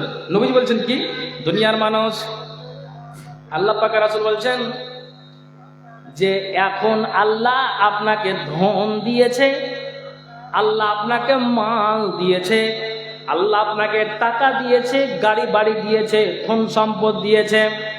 কিন্তু দাদারা আমার, যদি মাদ্রাসার চেক যায়, যদি মাদ্রাসার আদায়কারী যায়, তাহলে আপনার মাথাটা ব্যথা হয়ে যায় যে কেন এ মাদ্রাসার কেন আদায়কারী আসলো। এত বড় একটা সোনাকুলের মাদ্রাসা, শ্রীপুরের মাদ্রাসা, আপনার মাথাটা ব্যথা হয়ে যায়। কেন হয়ে যায়? যেহেতু আপনাকে বলা যাচ্ছে, আপনি বলছেন অমুক মাদ্রাসাকে দিলাম, আপনি বলছেন অমুক মাদ্রাসাকে দিলাম, আপনি বলছেন অমুক মসজিদকে আপনি দিলেন, আপনি এই কথা বলছেন। কিন্তু এখানে ওখানে যাই আর আপনার মাথাটা আপনার ব্যথা হয়ে যায়। দুনিয়ার মানুষ, তা আমি আপনাকে এটাই বুঝাতে চাইছি, এখন আল্লাহ আপনাকে ধন দিয়ে রেখেছে, মাল দিয়ে রেখেছে, ওই মালটাকে যখন আপনার বাড়ি চাইতে যাওয়া যাচ্ছে, যখন দেওয়া আপনি নেওয়ার জন্য যখন যাচ্ছে আদায়কারী, তখন আপনার মাথা ব্যথা হয়ে যায়। কেন হয়ে যায়? হাজার মাদ্রাসাকে দিয়েছি আর দিতে পারবো না। ভালো করে শুনবেন, আমি আপনাকে কোনটা ভাষা বুঝাতে যাচ্ছি। তো মাল আল্লাহ আপনাকে দিয়েছে, বাড়ি যদি চাইতে যাওয়া যাচ্ছে, তা আপনি বলছেন হে তেরিকা, এত দিলে কি আর মানে ধন সম্পদ থাকে? আপনি কিন্তু ঘুরিয়ে দিলেন, আপনি বইমুখ করে দিলেন। মাদ্রাসার চেক গেল, ধান আর আপনার গমের জন্য যাচ্ছে, আপনার মাথাটা কিন্তু একবারে ব্যথা হয়ে গেল, বাস আপনি দিলেন নাই। এইভাবে আপনি একটা আদায়কারীকে ফিরিয়ে দিলেন। আপনাকে তো যা বলছে, জাকাতের টাকাগুলো, সম্পদের টাকাগুলো আপনার বাড়িতে ব্যাংকে ব্যাংক ব্যালেন্স আছে, বাৎসরিক হিসাব করে টাকাটা যদি আপনার যদি বাৎসরিক লেগে যায়, ওই পরিমাণে তুমি জাকাত টাকা আদায় করে দাও, বাস। তো আপনি 1 লক্ষ টাকা জমা থাকায় ওখান থেকে 2,500 টাকা যদি আপনি বের করে দেন, বাকি মালটা তো আপনার হালাল হয়ে গেল। কিন্তু তার উপরও আপনি 2,500 টাকা বের করতে মাথা ব্যথা হয়ে যেত, সমস্ত মালটাকে আপনি হারাম করে দিলেন। দুনিয়াকে আপনি প্রাধান্য দিলেন না। হ্যাঁ না, না ঠিক বলছি না ভুল বলছি? আপনি দুনিয়াকে প্রাধান্য দিয়ে চলছেন, তো আপনার কাছে যাচ্ছে আদায়কারী, আপনি ঘুরিয়ে দিলেন, এর দুনিয়াকে প্রাধান্য দেওয়া হলো না। হ্যাঁ হলো। তো নবীজি যা বললেন যে পৃথিবী একটা ভয়াবহ আকার ধারণ করবে, তো তোমার মাথা কেন ব্যথা হচ্ছে? আল্লাহু আকবার। কি ভাই বন্ধু, এবার আপনাকে যেটা আমি এতক্ষণ ধরে যে ভাষা, মাদ্রাসার চেক গেল, আপনি ফিরিয়ে দিলেন। আপনার বাড়িতে দুয়ারে মিসকিন দাঁড়িয়ে আছে, ফকির দাঁড়িয়ে আছে, আপনি ফিরিয়ে দিলেন। আপনি মালটাকে আপনি দিলেন না। নবীজি বলছেন শোনো, আল্লাহ তোমাকে মাল দিয়েছে, আল্লাহ তোমাকে ধন দিয়েছে, আল্লাহ তোমাকে সম্পদ দিয়েছে। নবীজি বলছেন হাত্তা ইয়াখরুজার রাজুলু যাকাতা মালিহি ফালা ইয়াজিদু আহাদান ইয়াকবালুহা মিনহু ওয়া হাত্তা তাউদা আরজুল আরাবে মুরুজাও ওয়া আনহারা। দেখেন নবীজি বলছেন শোনো, এখন বলছি দাও দাও, কিন্তু আপনি দিচ্ছেন না। কিন্তু নবীজি বলছেন এই সুনাকুল শ্রীপুরের আল্লাহ মানুষকে যে ধন দিয়েছে, মালটাকে আপনি অপচয় নষ্ট করেছেন, আপনি মালটাকে অপচয় খরচ করেছেন। মাদ্রাসার জন্য আপনি দেননি, ফকির মিসকিনকে আপনি দেননি, মালটাকে আপনি অপচয় নষ্ট করে দিয়েছেন। এরপরে নেওয়ার পরে তারা স্ট্যান্ডে দাঁড়িয়ে যাবে, তারা বাজারে দাঁড়িয়ে যাবে আর বলবে কে আছো এই আপনার এলাকাতে, কে আছো এই পাড়াতে, কে আছো এই গ্রামে, যে আমার এই মালির জাকাতটা বের করে দেওয়া হয়েছে, তো আমার মালির জাকাতটা তোমরা নাও। আপনি ওখান থেকে ছুটবেন, কে আছো, যে আসো, এসো এসো। আপনি টাল বাংলা গেলেন আর বলছেন কে আছো, যে আমার মালির জাকাতটা তোমরা নিবে। আপনি এখন আপনাকে বলছি দাও দাও, আর আপনি তখন বলবেন নাও নাও। আপনাকে বলছি দাদারা আমার ও আমার বাপ যারা, কান খুলে শুনবেন। উত্তর মাথা থেকে আরেকজন ব্যক্তি দৌড়িয়ে আসলো, আর আসার পরে বলছে কেন এখানে দাঁড়িয়ে আছো ভাই? বলছে আমি 2 দিন হয়ে গেল আমি মালটাকে, আমি জাকাতটাকে বের করেছি, কিন্তু কাউকে আমি গ্রহিতা খুঁজে পাচ্ছি না। কোন মানুষকে দিব, কোন ফকিরকে দিব, কোন মাদ্রাসাওয়ালাকে দিব, কোন আমি যেন কাকে দিব, মিসকিনকে দিব, একটাও মানুষ খুঁজে পাচ্ছি না। বলছে আমি সম্পদ দিবে, যে আপনি ওই সম্পদের জাকাত ঠিকঠাক বের করবেন বটে, কিন্তু কে আপনার জাকাত নেবে এমন কোন মানুষ পৃথিবীতে আপনি খুঁজে পাবেন না। এখন বলছি দাও, আর তখন আপনি বলবেন নাও, কিন্তু তখন আপনি একটাও মানুষ খুঁজে পাবেন না। মানুষ যদি দেখতে কারো কবরের আযাব, নিজে তখন মিলাই তো তার জীবনের হিসাব। মানুষ যদি দেখতো কারো কবরের আযাব, নিজে তখন মিলাই তো তার জীবনের হিসাব। কেউ খারাপ পথে যেত না, হারাম কামাই খেত না, ইবাদতে মাথা ঠুকে আল্লাহর ভয়ে কাঁদতে নিরন্তর। আচ্ছা এরকম ব্যাপার? হ্যাঁ ঠিক আছে ঠিক আছে, এটা বুঝতে পারছি। তো আমি আপনাকে যেটা বলতে চাইছি ভাইজান, যে আপনি চিন্তা করুন, অনেক হাদিস আছে, অনেক কোরআনের আয়াত আছে, শুধু তো শুনলেই হবে না। আমি যে শেষ হাদিসটা যে বললাম, অনেক কিছু হাদিসকে ছেড়ে যে আল্লাহ আপনাকে ধন দিয়েছে, মাদ্রাসাকে বাঁচাতে হবে। কোন সরকার ফান্ড থেকে মাদ্রাসা চলে না, আমার আর আপনার সহযোগিতায় মাদ্রাসাটা চলছে। তবে আমি আপনাদেরকে বলবো, শ্রীপুর সুনাকুলের মানুষ, কোন কি আল্লাহর দরদি বান্দা আছেন 10টা কলম 5,000, 2,000, 1,000, অন্তত একটা 1,000 টাকা করে টাকা 5-10 জন আর একটু আসে দিবেন কি? এটা অনুরোধ করে বলছি। কোন আল্লাহর বান্দা আছেন কি যে এই মাদ্রাসার জন্য দিবেন?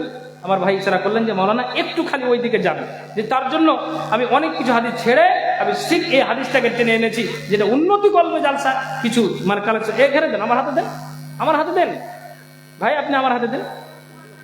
অসুবিধা হচ্ছে ওই জন্য বলছি। তো আমি আপনাদেরকে বলছি যে আল্লাহ আপনাকে ধন দিয়েছে, এই মালটাকে অপচয় নষ্ট না করে আপনি বলুন যে আমি 1,000 টাকা, আমি 500 টাকা, আমি 2,000, 5,000 করে আমি দিচ্ছি। কে আছেন আল্লাহর বান্দা যে দিতে পারবেন? বলুন। আপনাদেরকে বলছি আমার 8:30 পর্যন্ত সময় আছে, আর 15টা মিনিট বাকি আছে। তার জন্য আমি আর বিষয়ের দিকে গেলাম না, যেহেতু আমার পর আর 2 জন বাঘা বক্তা আছেন, আমার পরেই উনি আসবেন। 8:30টার সময় ওনাকে দেওয়া হবে আমাদের জনপ্রিয় বক্তা, ইনশাআল্লাহ উনি আমার পরে আসবেন। কাজেই আমি আপনাদেরকে বলছি যে এই 15 মিনিটের ভিতরে আমি আপনাদেরকে বলছি যে 500, 1000, 2000 এই করে করে আল্লাহর বান্দা যদি কেউ থেকে থাকেন, অবশ্যই এই মাদ্রাসার জন্য একটু দাঁড়ার হাতটাকে বাড়িয়ে দিন। যারা মাইকের আওয়াজ শুনতে পাচ্ছেন, আমি তাদেরকেও বলছি যে একটু আল্লাহর রাস্তে মেহরবানি করে এই মাদ্রাসার জন্য একটু দিয়ে যাবেন। জি ভাইজান, আসুন আসুন, মেহরবানি করে একজন 100 টাকা দান, আরেকজন 100 টাকা দান। আল্লাহ তাআলা কথা আল্লাহ নিকি জন পান, মিটাও আল্লাহ তুমি মনোর আরমান, যতদিন বেচরাবে ধরার বুকেতে, বাঁচে রাখি ও খোদা সহি সালামতে, আইন তার করিয়াছে অন্ধকার করে, তোরা ইয়া নিয়ে প্রভু নিজ কৃপা করে, আমিন আমিন। আসুন, বেশি বলিনি, 500, 1000 টাকা করে টাকা বলেছি, 15 মিনিটের ভিতরে তাড়াতাড়ি দেওয়ার চেষ্টা করুন।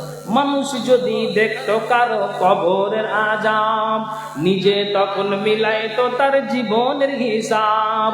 মানুষ যদি দেখতো কারো কবরের আযাব, নিজে তখন মিলাইতো তার জীবনের হিসাব। কেউ খারাপ পথে যেত না, হারাম কামাই খেত না, ইবাদতে মাথা ঠুকে আল্লাহর ভয়ে কাঁদতো নিরন্তর। মরার পরে বুঝবে মানুষ কবর কত ভয়ঙ্কর, মরার পরে বুঝবে মানুষ কবর কত ভয়ঙ্কর। কল্পনাতে দেখতো যদি শেষ বিচারে দিন, কাউরির কাছে হইতো না কেউ এক বিন্দু ঋণ। পুলসে রাতের কঠিন সময় দেখতো যদি আরো, আল্লাহ ছাড়া উপাসনা করতো না আর কারো। কেউ খারাপ পথে যেত না, হারাম কামাই খেত না, ইবাদতে মাথা ঠুকে আল্লাহর ভয়ে কাঁদতো নিরন্তর। মরার পরে বুঝবে মানুষ কবর কত ভয়ঙ্কর, মরার পরে বুঝবে মানুষ কবর কত ভয়ঙ্কর। জাহান্নামের আগুন যদি কাউকে ছুঁয়ে দিত, তওবা পড়তে পড়তে মানুষ বেহুশ হয়ে যেত। জান্নাতের এই সুখ শান্তি একটু দেখা পেলে, নেকি জমা করতো তারা পাপের কথা ভুলে। কেউ খারাপ পথে যেত না, হারাম কামাই খেত না, ইবাদতে মাথা ঠুকে আল্লাহর ভয়ে কাঁদতো নিরন্তর। মরার পরে বুঝবে মানুষ কবর কত ভয়ঙ্কর, মরার পরে বুঝবে মানুষ কবর কত ভয়ঙ্কর। কত আছে? এতো আর 200 দিয়ে 500 করে দেন। খুব গরিব মানুষ নাকি? শুনেন শুনেন, অভাব যা আসেন নাকি? আসেন আসেন। এতক্ষণ বক্তৃতার দিকে আমি বুঝাতে পারছি কিনা আল্লাহ জানে। এটি ঘুরিয়ে নেবেন, ময়া যে হয়ে গেল টাকার উপরে। আচ্ছা দেন, তাড়াতাড়ি দেন, সময় না আমার 10 মিনিট সময় আছে। আলহামদুলিল্লাহ। একজন আল্লাহ গো 100 টাকা আল্লাহ দান দিয়েছে, আরেকজন আল্লাহ গো বাপ জান আল্লাহ 500 টাকা দান দিয়েছে। দানকে আল্লাহ তুমি সাদরে গ্রহণ করো, যে আশা দান দিয়েছে মনের বাসনা উদ্দেশ্য আল্লাহ তুমি পূরণ করো, আমিন সুম্মা আমিন বিরহমাতিকা ইয়া আরহামার রাহিমিন। আসুন, বেশি বলিনি, 500 বা 1000 টাকা একটু তাড়াতাড়ি করে মাদ্রাসার স্বার্থে বলছি ভাইজান। এখন চাইছি আল্লাহ আপনাকে দিয়ে রেখেছে, অবশ্যই আপনি ঠিকঠাক জায়গাতে আল্লাহ রাস্তাতে খরচ করুন, ব্যয় করুন, অবশ্যই ইনশাল্লাহ আল্লাহ এর বিনিময়ে দেবেন। অতএব যারা এখানে আছেন আর যারা আনাচে কানাচে এখানে ওখানে আছেন, আমি বলছি অবশ্যই মেহেরবানি করে এই মাদ্রাসার জন্য একটা দান হাত থেকে বাড়িয়ে দিন। আসুন নিয়ে আসুন, ইনশাল্লাহ আপনাদের জন্য খাস করে দোয়া করা হবে। আলহামদুলিল্লাহ। আরেকজন ভাই আমার আল্লাহ এখানে আসিয়া 150 টাকা আল্লাহ দান দিল, এই দানকে আল্লাহ তুমি সাদরে গ্রহণ করো, যে আশা দান দিয়েছে মনের বাসনা উদ্দেশ্য আল্লাহ তুমি পূরণ করো, আমিন সুম্মা আমিন বিরহমাতিকা ইয়া আরহামার রাহিমিন। আসুন আসুন, একটু আল্লাহর রাস্তায় এসে মেহেরবানি করা ভাই যারা আপনারা মানে নিয়ত করে বসে আছেন কিছু দিব, বেশি বলিনি, 1000টা টাকা 500টা টাকা, হ্যাঁ আপনাকে আল্লাহ যা দিয়েছে অবশ্যই মাদ্রাসার জন্য একটু দানের হাত টাকা বাড়িয়ে দিন। ইনশাআল্লাহ আল্লাহ তাআলা এই দানকে আপনার কবুল করবেন। আসল ভাই কেউ যেন আমরা খালি হাত না করি। আলহামদুলিল্লাহ একজন ভাই আমার আল্লাহ 50 টাকা দান, দানবান পথে আল্লাহ নাকি যেন পান, মিটাও আল্লাহ তুমি মনোর আরমান, যতদিন বেঁচে রবে ধরার বুকেতে। আরেকজন ভাই আমার আল্লাহ 50 টাকা দান, দান পথে আল্লাহ নাকি যেন পান, মিটাও আল্লাহ তুমি মনোর আরমান, যতদিন বেঁচে রবে ধরার বুকেতে। বাঁচায়া রাখিও খোদা সহি সালামতে, আইন তার করিয়াছে অন্ধকার করে, তারা ইয়া নিয়ে প্রভু নিজে কৃপা করে। মাইনা দ্রন্ত ছেলে কোথায় যে ছিলি, 2 হাত বেঁধে আজ কোথায় যে রইলি, আমি কিন্তু গুনাহগার দুয়া দিব কত, আল্লাহ তুমি নাকি দিও তোমার মনের মতো। আরেকজন ভাই মানে 100 টাকা দান, দান অনুপাতে আল্লাহ নাকি যেন পান, মিটাও আল্লাহ তুমি মনের আরমান। আমিন সুম্মা আমিন বিরহমাতিকা ইয়া আরহামার রাহিমিন। আসুন আল্লাহ। আচ্ছা ভাইজান আপনাদেরকে বলছি যে মাদ্রাসার কাজ অনেক বাকি আছে, কোনো আল্লাহর বান্দা সর্বপ্রথম শুরু করেন তো, একটা বস্তা সিমেন্ট দিয়ে এই মাদ্রাসাকে সহযোগিতা করুন।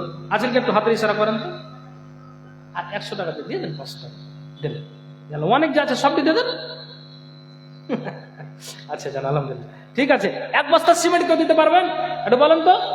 ভাইজান হাতের ইশারা করেন যে আমি দিচ্ছি। আর 500 দেওয়া যাবে না? 1000 টাকা পাইনি, দেন তো আপনি, দেন। সুবহানাল্লাহ, তো দেন, ফোন পে দেন, আমার ফোন পে মেরে দেন, ফোন পে খালি আছে আমার। ফোন পে 500 টাকা দিয়ে পুরো 1000 টাকা দিবেন নাকি ফোন পে? আচ্ছা সাহেব ফোন পে 1000 টাকা দিবেন। আচ্ছা আচ্ছা না দেন দেন। আলহামদুলিল্লাহ আরেকজন আল্লাহ গো, ওই যে টাকাটা দিচ্ছে দেন, ফোন পে টাকাটা নিলেন। আলহামদুলিল্লাহ বেনামিতে আল্লাহ গো 1000 টাকা দান দিয়েছে, দান আল্লাহ তুমি সাদরে গ্রহণ করো। যে আছে দান দিয়েছে। আরেকজন আল্লাহ গো 600 টাকা দান দিয়েছে, দান আল্লাহ তুমি সাদরে গ্রহণ করো। যে আছে দান দিয়েছে মনের বছর উদ্দেশ্য আল্লাহ তুমি পূরণ করো। আমিন সুম্মা আমিন বিরহমাতিকা ইয়া আরহামার রাহিমিন। আরেকজন আল্লাহ 200 টাকা দান, দান অনুপথে আল্লাহ নেকি যেন পান, মিটাও আল্লাহ তুমি মনের আরমান।